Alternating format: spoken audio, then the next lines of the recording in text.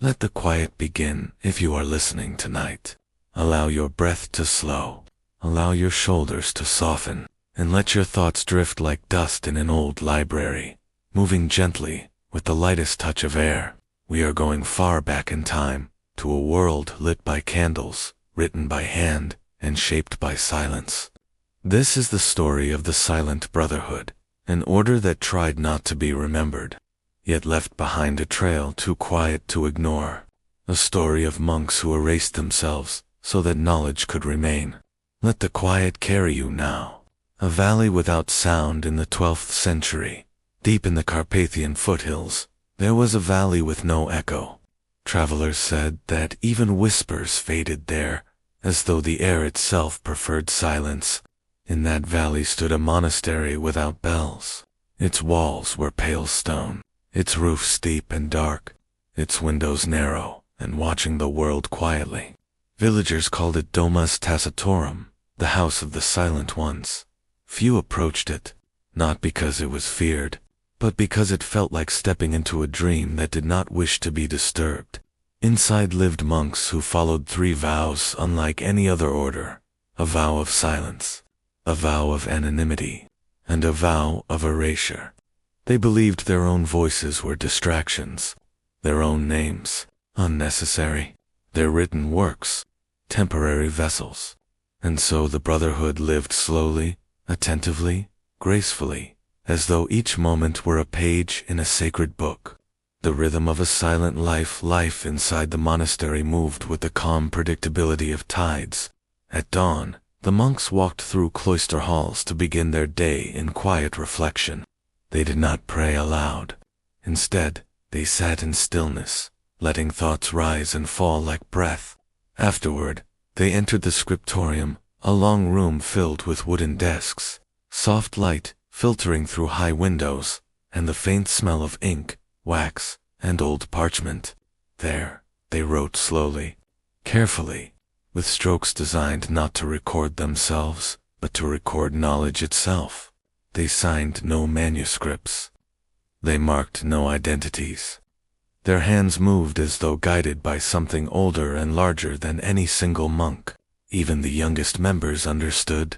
The less they were seen, the more their work endured. This was the foundation of the Silent Brotherhood, the manuscripts that should not have survived centuries later. In 1374, a structural collapse revealed a hidden room beneath the abandoned monastery. There, a wooden chest had rested for generations. Inside were 7 manuscripts, each wrapped in delicate linen. Archivists who discovered them recorded the event with casual indifference, not realizing what they had found. They noticed unusual symbols, curved lines resembling star maps, and references to the Night of Unrest. But they did not understand. To them, this was simply another collection of forgotten medieval texts. Yet each book was a breath from a vanished order, and each one survived only because the Brotherhood had not yet destroyed it. The archivists sent the manuscripts to the Royal Library of Buddha. There they rested quietly, waiting for someone who could hear their silent message. Matthias, the listener of forgotten voices in 1781.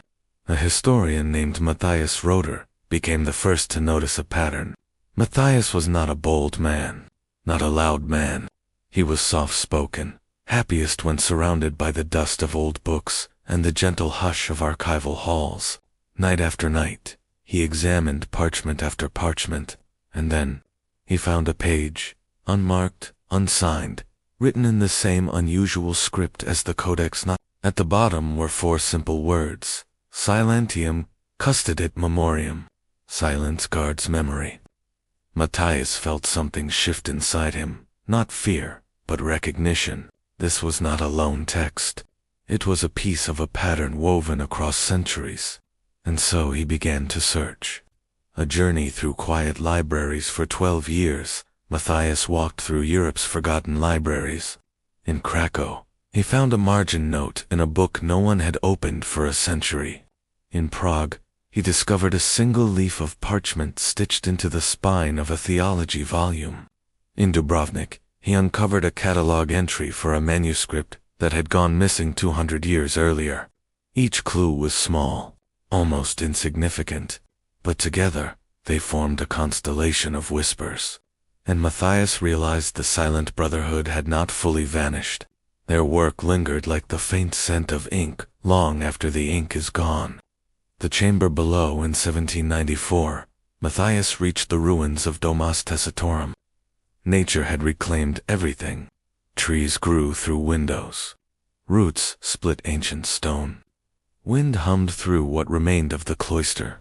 Yet beneath the debris, Matthias uncovered a stairway descending into darkness. He lit a small lamp and stepped inside. The room below was circular, its walls stained black by fire. At the center was a pit of ash. It was here in this silent chamber that manuscripts were unmade. Knowledge passed into memory, and the physical record was allowed to fade. Carved faintly into the stone were the same 4 words: Silentium custodit memoriam. Matthias stood in the chamber for a long time, letting the silence reach him. This was not a place of loss. It was a place of transition, a place where knowledge was freed from the fragility of paper and ink. The man in the gray cloak on his final night at the ruins. As dusk melted into darkness, Matthias heard soft footsteps outside the chamber. A figure wrapped in a gray cloak stood among the broken stones. He did not speak. He simply pointed to Matthias' satchel.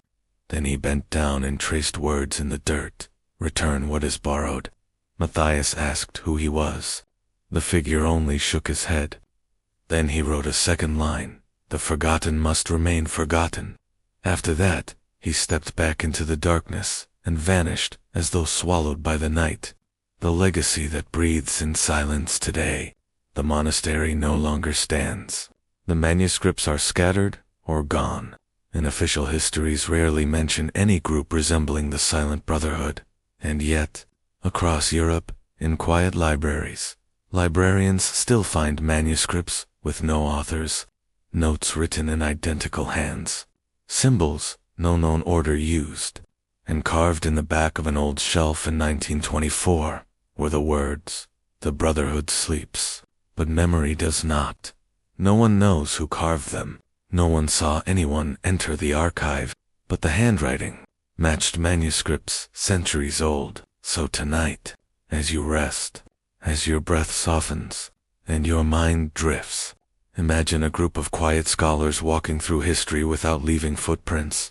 A brotherhood devoted not to being remembered, but to remembering. Let the silence carry you now. Let it guide you gently into sleep.